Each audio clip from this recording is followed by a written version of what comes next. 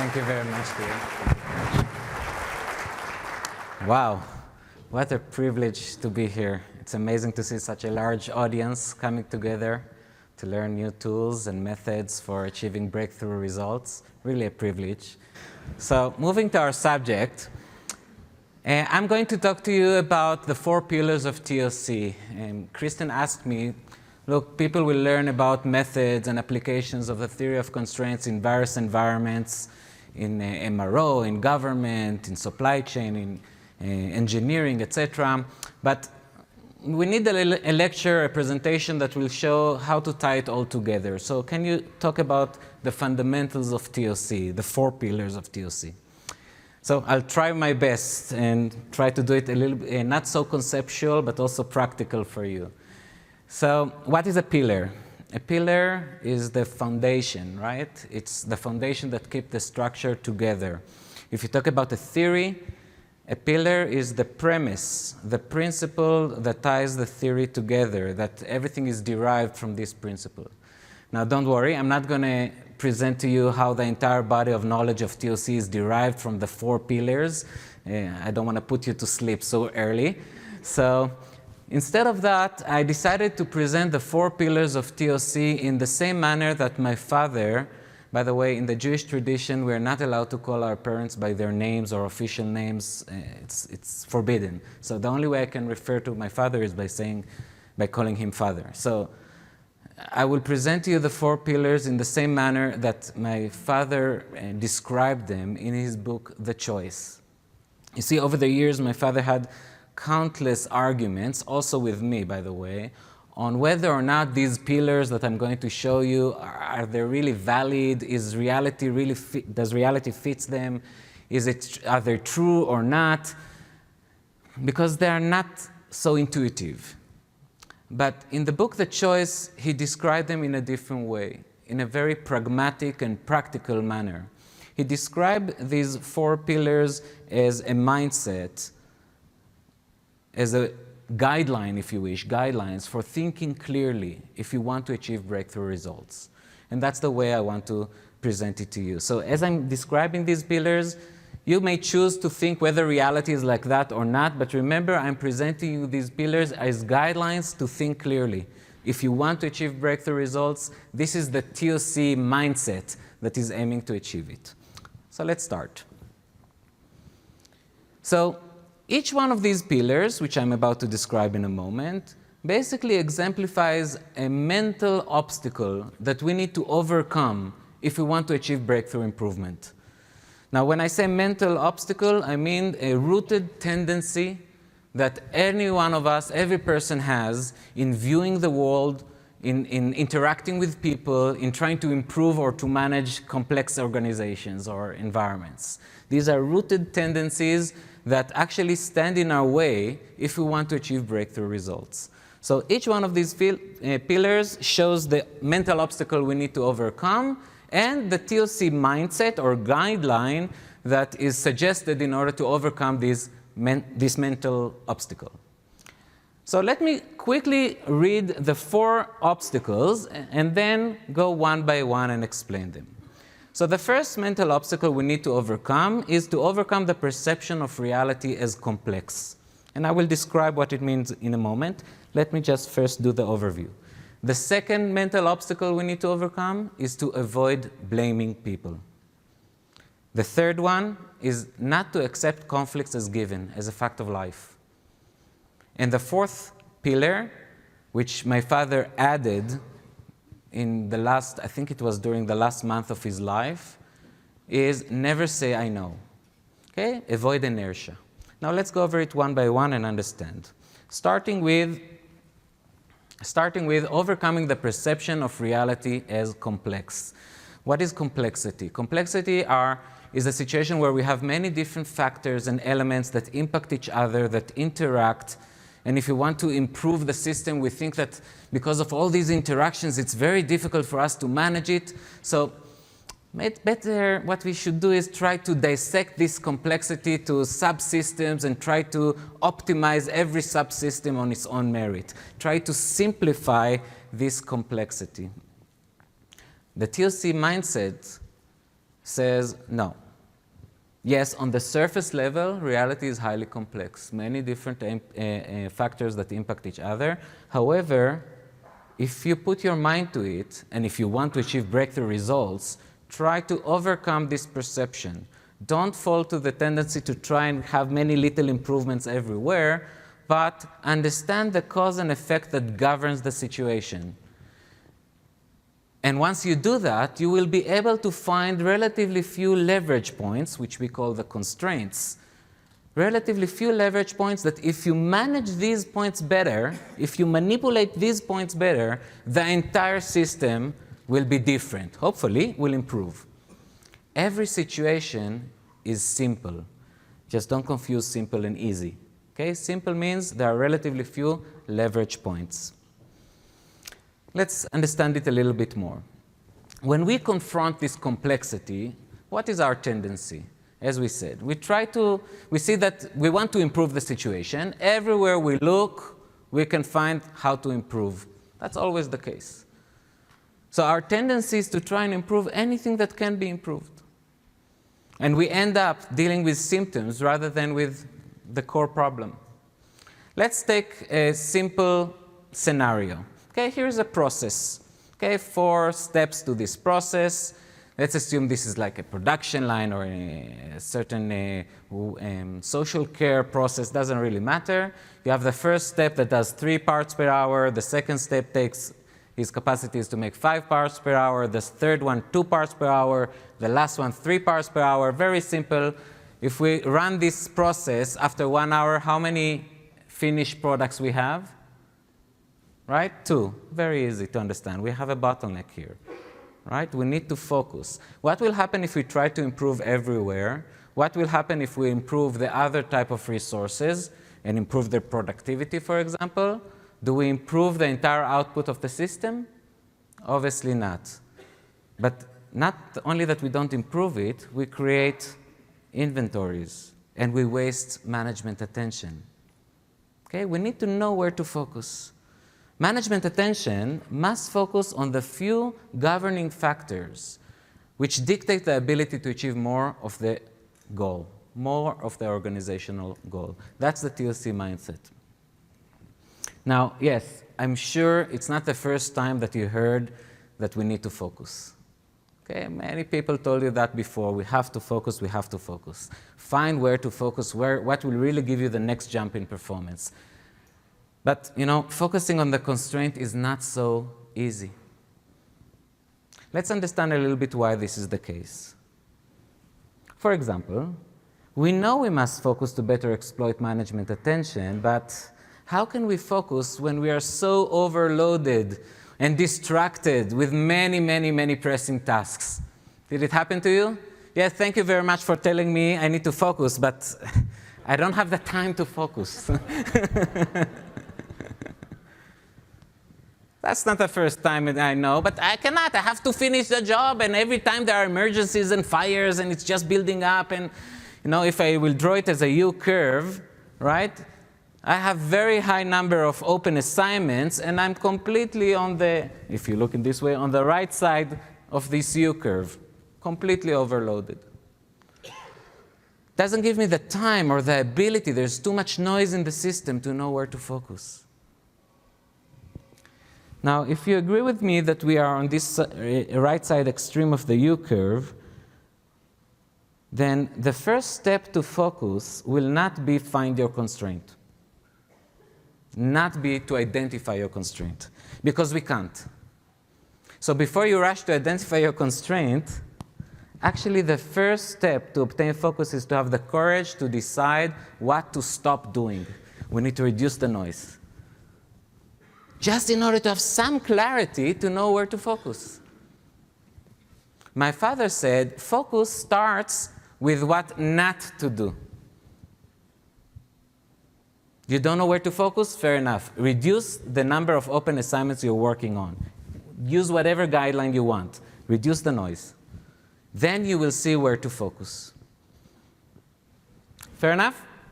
Now, this doesn't mean that the moment we reduce the noise, we know where to focus. Okay? Okay, I reduce the noise, but still, how do I find the constraint? Where is the constraint? Here I would like to share with you the two different types of constraints that exist and the different ways that TOC, the theory of constraints, is suggests to go about it. So there are two different types. There is the physical constraint, just like in the example I started with, this simple process line that is very easy to find the bottleneck. Sometimes it's as easy. You reduce the noise and then immediately you find the resource, this highly skilled officer or this engineer or a machine, that it's apparent that that's where the bottleneck is. Everything is stuck there. And there is a piling, a very amount of work in front of it. And if you want to achieve the output of the entire system, and it's so apparent to see the physical constraint, then you apply what we call the 5 focusing steps that you've heard in many other presentations during these 2 days. Identify the constraint, exploit it, get the most out of it, subordinate, elevate, and then just avoid inertia the constraint can move. I would like to spend some more time, though, not on this physical constraint, which you heard many times during these 2 days and you can read in the book The Goal, but on the other type of the constraint, which is a physical constraint. Okay? In many cases, the physical constraint is not so easy to find. But still, you face problems and undesirable effects everywhere. And it seems like the bottleneck is moving all the time. Every day, it's in a different place, the flow gets stuck. Such an environment usually indicates that the constraint is a policy constraint. There is a policy in our organization that is keeping us where we are, that is preventing us from achieving a breakthrough. Okay? We call it the vicious cycle. Let me use an example in order to illustrate it. Okay, I chose a very simple environment called taxation. So, of course, I'm not going to go into great depth. I just want to use this example to illustrate the meaning of a vicious cycle and a policy constraint and the type of results that can be achieved if you manage to break it. Just remember, simple doesn't mean easy. Okay, so how do we start? We look at our current reality and we say, what are the undesirable effects that we face? The ones that we really feel passionate that we need to solve. For example, high tax rate and pressure to increase it even further. Sounds familiar? Tax base gets narrower and narrower, right? Less people are paying it. Insufficient tax revenue. High administrative costs for government, business, and individuals to manage all of that. Tax code is very complicated and litigious. Government is choosing winners and losers. Everybody thinks that they are the sucker and the other one is doing better, etc. Trust in the system is eroding, and I can go on with more undesirable effects, but these are representative and good enough, correct? Okay, so if we face such undesirable effects and we feel that it's not temporary, we keep facing them and we want to find what is the root cause, the constraint, if you wish, that prevents us from solving them in order to achieve a breakthrough. The next thing we need to do is to find the vicious cycle. Okay, the negative feedback loops that keep us the way we are. Now, how do we find the vicious cycle? That's not the subject of this forum. If you want to learn more, there is an opportunity in the afternoon where I will try to teach it. So let's not talk about how to do it, just see an example. Here's the vicious cycle. Okay, there is high tax rate, which in turn causes us increased pressure for exemptions and deduction, which causes us the tax base to get narrower and narrower, which leads to insufficient tax revenue. And now when we have insufficient tax revenue, we need to increase the tax rate. Do you see the vicious cycle? This keeps us being where we are. And as long as it's turning, the situation will not get better. Now, yes, we can deal with many other things or symptoms, or as Kristen and Ishai wrote in their book, we can decorate the fish. But if we really want to make an improvement, a breakthrough, we need to find a way to break this vicious cycle. Anything else will be playing in the noise. Do you see that? Let's look at how this vicious cycle is responsible for the major undesirable effects we discussed. Okay, so less pressure for exemptions and deductions is leading for the tax code to be very complicated and litigious. Also for government choosing winners and losers, obviously, which both of them in turn causes the trust in the system to erode and to have high administration costs and all the undesirable effects we have discussed. So this is the vicious cycle that standing at the base. And as I said, if we want to achieve a breakthrough improvement, you need to understand what is turning this vicious cycle.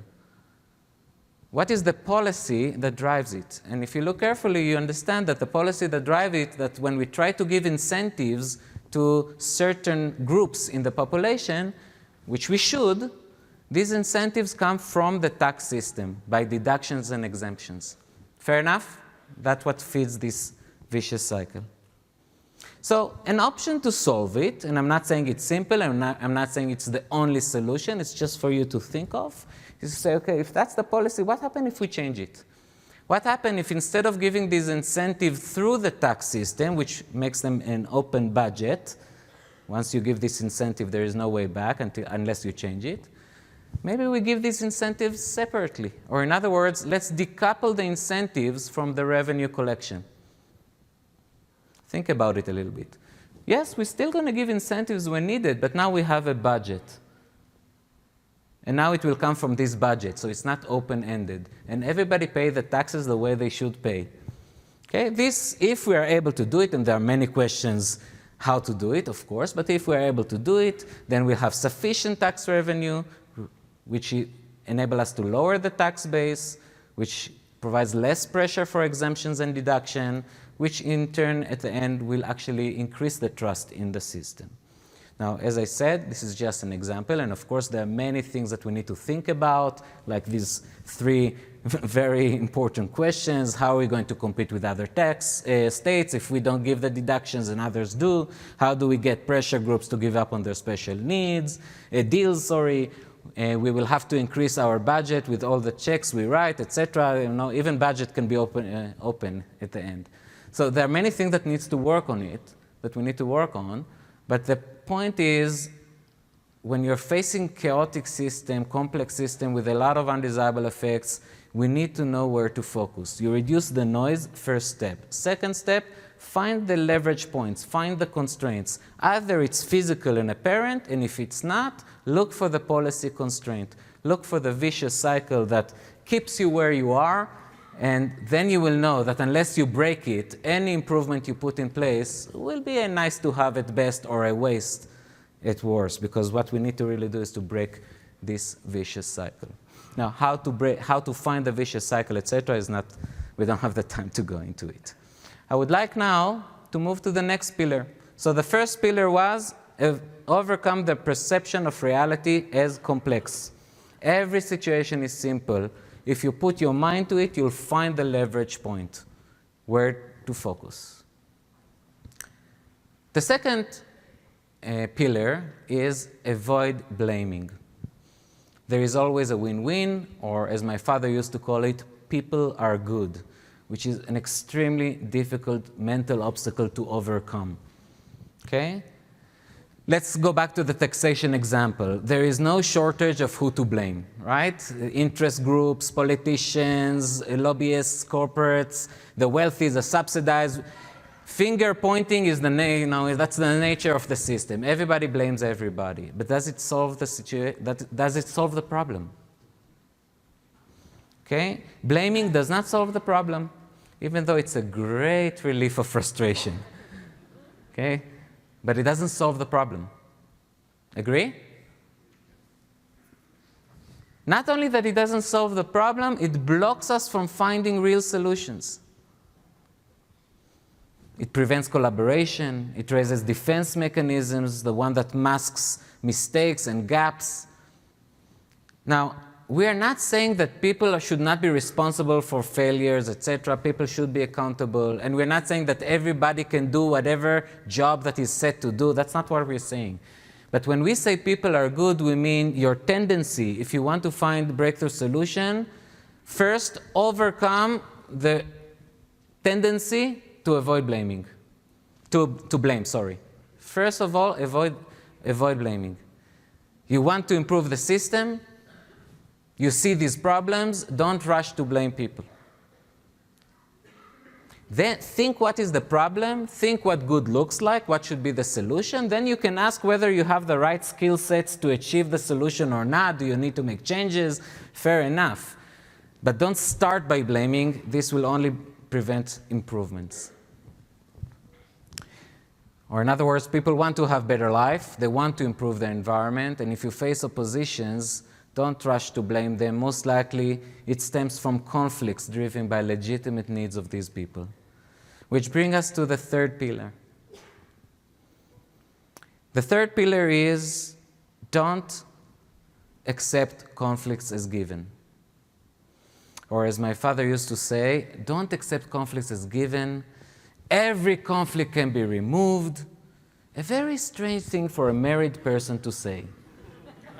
So, we face conflicts all the time. Actually, if you want to achieve a breakthrough, you better assume that there is a meaningful conflict that you need to break. Otherwise, you're not the first smart person on earth. People try to create improvements. They try to make a breakthrough. Probably and most likely, there is a long-lasting conflict that we need to solve. For example, examples of conflict: should we increase the tax rate or reduce the tax rate, centralize, decentralize, increase the budget, reduce the budget, and so on. These are just examples of conflicts. There must be such a conflict, a long-lasting conflict that we need to solve if we want to achieve a breakthrough improvements. Now, what is our tendency when we face conflicts? Usually our tendency is to try to find an optimization point. Okay, what will be the best optimized taxation rate for various circumstances, and that's how the tax rule book becomes so thick. We try to find optimizations, but what we need to understand is that optimization means that we take the conflict as a fact of life. No way to solve it, let's do the best we can given the conflict. This is an optimization. If it works, fair enough, but on core conflicts, optimizations do not work. And the proof is that we keep changing the optimization point. We are actually in oscillations. We are oscillating between the conflicting extremes without solving the problem. And these oscillations between the extremes, increasing tax rate, reducing tax rate, centralizing, decentralizing, etc., these oscillations erode the stability and the harmony of the system. The more severe the oscillation, the less harmony you have in the system. The conflict grows. Fair enough? Now let's use an example to understand what it means not to take a conflict as a fact of life. What does it mean to solve a conflict? And for this I chose a business example. Okay, the first one was about taxation. Now let's talk about a business example. I chose an example of a company that sells branded jewelry. Okay, they don't have their own stores. They sell their branded jewelry through mom and pop stores in the US. If you know something about jewelry business, you understand very quickly that it's not a fast-moving consumer goods environment, to say the least, obviously. Actually, in jewelry environment, if you're able to sell a jewelry piece within 3 months since it came to the store, it's considered a fast mover. Okay? I managed to sell it in 3 months. This is a fast mover. Highly slow turn environment, obviously. Now, at the same time, we talk about a retail environment, right? So if we want to attract customers to the stores, and if we want to convert them to sales, one of the major important enablers is to keep introducing fresh and new merchandise in the store, new collections, new designs, right? Right? Thank you. Just checking if you're awake. But how the hell can we introduce new designs to the stores in a highly slow turn environment? I cannot endlessly put new designs in the store. I need first to get rid of what I have. Do you see the conflict? How to create fresh display at the retailer in a highly slow turn environment, industry. To address this core challenge, some brand suppliers, they say to the retailer, you know what, you couldn't sell the merchandise you bought from me, I'll take it back. Which, of course, the store loves Take it back, put something else instead. Perfect. But the store wants the brand to take back the exchange to be one-on-one. Take the necklace, give me one necklace instead. The brand says, oh, hey, I need to make sales. Excuse me. I cannot just replace your merchandise. So not one-to-one, two-to-one. I'll take back your necklace, but buy 2 necklaces. Make sense, everybody? Let's put it in a conflict diagram. This is the diagram we use in TOC. It's called the cloud, for those of you who do not know. The cloud is a logical diagram we use in TOC in order to define a conflict situation. Okay, we want to have successful collaboration, box A. For this, the store must keep freshness without inflating inventory. That's the store need. For this, they say, okay, exchange must be one-on-one. On the other hand, if we want to have successful collaboration, the brand need is to protect its sales. If you just exchange one-to-one, you will not sell. So to protect sales, okay, we need to exchange, but not one-on-one, two-to-one, maybe even three-to-one. You see the conflict? All the discussions between the retailers and the brands are on these exchange terms and how to handle them. Now, let's use this example to understand the meaning of oscillations, okay? An unacceptable compromise is not a solution. We keep oscillating between the conflicting requirements, dealing with fires caused by the compromise. What is a compromise? A compromise is a solution that either picks one of the sides of the conflict or finds some optimization point in the middle. Okay, let's see the different types of undesirable effects. We call it in TOC UDIs, undesirable effects, that can stem from different types of optimization points. Okay, so if the optimization point tends closer to have exchange terms of one-to-one, then the brand will start facing undesirable effects. Brand sales and profit drops, brand is under cash flow pressure, ability to introduce new designs is limited, inventory and service levels are limited, and all these undesirable effects. If the optimization points tends to go towards the supplier, so 2-to-1 or 3-to-1, then the store will start having undesirable effects, right? Dead stock is increasing, store profitability erodes, store cash flow is stressed, store ability to reorder is limited. Now the store will start having problems. Yes, and we can find things in the middle, optimization points or compromises, but they also have problems. Like some items will be exchanged one-to-one, but new items, much shorter payment terms, that I need some cash. Or only sellable items I will exchange one-to-one. So I'll take from you one-to-one only the ones that I know I can sell elsewhere. It's not exactly a solution, right? Because it's very limited. Exchange 3-to-1, but order less quantity, etc. All these are optimization points. What we do in reality many times on core conflicts is these optimizations.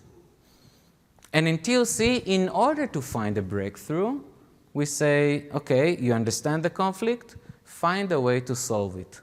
Nobody said it's easy, but that's our guideline. That's the mindset we have in order to achieve breakthrough. What does it mean to solve a conflict? Solving a conflict means understanding the needs that drives the conflict and finding a way, a new way, to satisfy both of these needs. If you're able to do that, you broke the conflict and you have a breakthrough. A real solution addresses the legitimate needs of both sides of the conflict. Let's see an example. So the store needs to keep freshness without inflating inventory, and the brand wants to protect their sales. So maybe instead of arguing on the exchange terms, we can find a different way to collaborate. And here's the solution that this branded jewelry store have launched in the marketplace. A new approach for collaboration. A store can exchange anything, any item, at any time, without any explanation, one-to-one, as long as, one thing, as long as it keeps constant amount of display or budget. So for example, if you buy from me, let's say, $50,000 of merchandise, you need to maintain this budget at your store.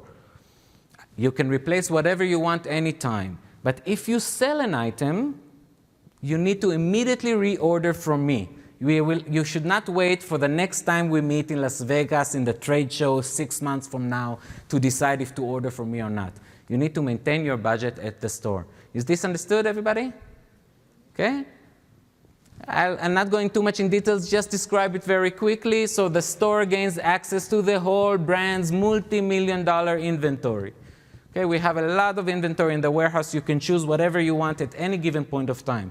You can replace any item any day from the entire brand's inventory.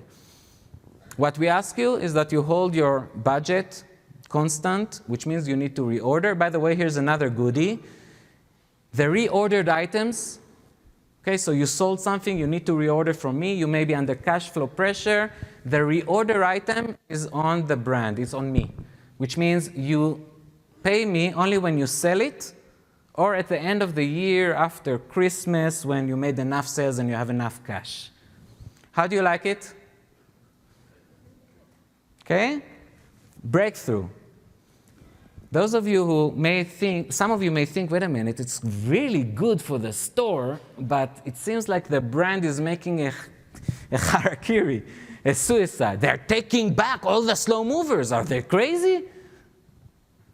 But think about it in the following way. First of all, if it's only from the warehouse, what is on the if this is a slow moving in a store and this is in my warehouse, and I do this, do I really increase my risk? This is in the warehouse. What is it? It's a dead mover. I don't sell from the warehouse. So doing this doesn't increase my risk. Moreover, in jewelry, because of the sheer amount of designs, we call it the universe of SKUs, it could be very likely that an SKU that is not selling in one store, we will be able to sell it in a different store. Okay, so I'm not taking much risks. What do I gain? I get continuous relationship with the stores and feeding them all the time with what is selling, increasing their inventory turns and my sales. Okay? Current practice, to sell more you need more inventory. New practice, sell more with constant amount of inventory. Current practice, at best, dead stock is removed after a year of blocking sales. Here you can exchange it all the time, continuously. Dead stock creates pressure on cash flow, not dead stock. Showcase have fragmented look. Today, because of the risk of holding inventory, many times the store choose not to hold the complete set. For example, I will order the earring and the ring, but I'm not going to order the necklace. It's too expensive. I don't know if I will be able to sell it. Okay, but now with this offer that I can exchange, why not? Let me have complete sets in the store. It's very important to attract customers, and if I don't sell, I exchange. No risk. Everybody with me? Okay, so whole new and fresh look. 1 inventory cycle, 2 to 3 inventory cycle. By the way, this store doubled their sales in a year and a half. And it was not an easy year. It was 2009 or 8? 2009 in the US. Not exactly an easy year for the economy. Again, the point I'm trying to make is when you want to make a breakthrough, you need to not only understand the leverage points, but also the core conflict that prevents you from making this breakthrough. And then, instead of optimizing on the conflict, find a solution. Maybe not easy, but that's what you need to do in order to find a breakthrough. So this was the third pillar. Again, don't accept conflicts as given. Every conflict can be removed. Very difficult mental obstacle to overcome, I agree. Let's move to the last mental obstacle. Don't think that you know. Every situation can be substantially improved. Now, I'll start with a personal story. This was the last pillar that my father added. For many years, we had only the first 3, and then he decided to add the last pillar. I remember, I think it was 3 weeks before he passed away. My father passed away in June 2011. 3 weeks before he passed away, he could not travel anymore. And we decided to call to his house top TOC experts, about 40 people, to come and learn from him what he still have to share and want to teach us, because it was burning in him all the time until his last breath to teach to teach us more and more knowledge. So he called 40 people to his home, and we were there for 3 days, and he devoted, I think, something like, so every day he was available for us for 6 hours, no more, because of his health. And I think he devoted something like 2 hours to the topic of inertia. It was so important for him, which is what we need to overcome when we talk about every conflict, every situation can be substantially improved. Continuing to behave in the same manner, even when there is a need to change, is inertia. Now, by the way, inertia is very strong. It's not that you don't know you need to change. Even when you know you need to change, even when you suffer from undesirable effects, inertia is so strong, you still continue to behave the way you behave. This is inertia. Inertia is the enemy of innovation. That's what we need to overcome. And my father warned us. He said, even the best professionals fall prey to inertia. Actually, top professionals, because they are professionals, because they achieve so much, there is a point of time that they think, okay, I know, I've done it enough times, I know what to do. They don't challenge their assumptions. They don't keep pushing the boundaries. They fall prey to inertia until it's too late. Inertia brings us to face problems when it's almost too late. How do we know? You know the famous phrase, crisis is the mother of innovation? Where is it coming from? Okay? Only when there is a crisis do we rethink about the way we behave. Fair enough? In the TOC mindset, which is very difficult to implement, says the following: it doesn't matter how professional you are, how many times you've seen it before, every situation can be substantially improved. Take it as a premise. You may not see it now, you may think that's the maximum you can achieve, you may think that it's impossible to improve further. Not only that you can improve further, it can be substantially improved, and a jump in performance. Always raise the bar. We heard lots of speech here about thinking big as a sign of leadership. Here I want to say thinking big is necessary for breakthroughs. Impossible to achieve a breakthrough without raising the bar all the time, because very soon, even after the first time you improve, you will just say, okay, that's it, I've done enough, there's not much more we can do. Everybody with me? So, let me first summarize. These are the 4 pillars of TOC. Overcome the perception of reality is complex. Every situation is simple. You need to find the leverage point. Avoid blaming. People are good. Don't accept conflicts as given. Every conflict can be removed. Don't think that you know. Avoid inertia. Every situation can be substantially improved. What I try to tell you is, don't go into the discussion now whether reality is like that or not. The best way I've found to understand these pillars is the way my father described it in the book, The Choice, as guidelines for improvement, for breakthrough improvements. I would like to conclude my presentation, the next 10 minutes, by sharing with you the way my father described these pillars in the book, or in addition to this description that I shared with you. You see here my father in our office pointing to a diagram.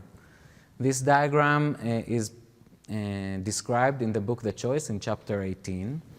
And I had numerous discussions with my father. We used to call it the late night discussions about this diagram and its importance.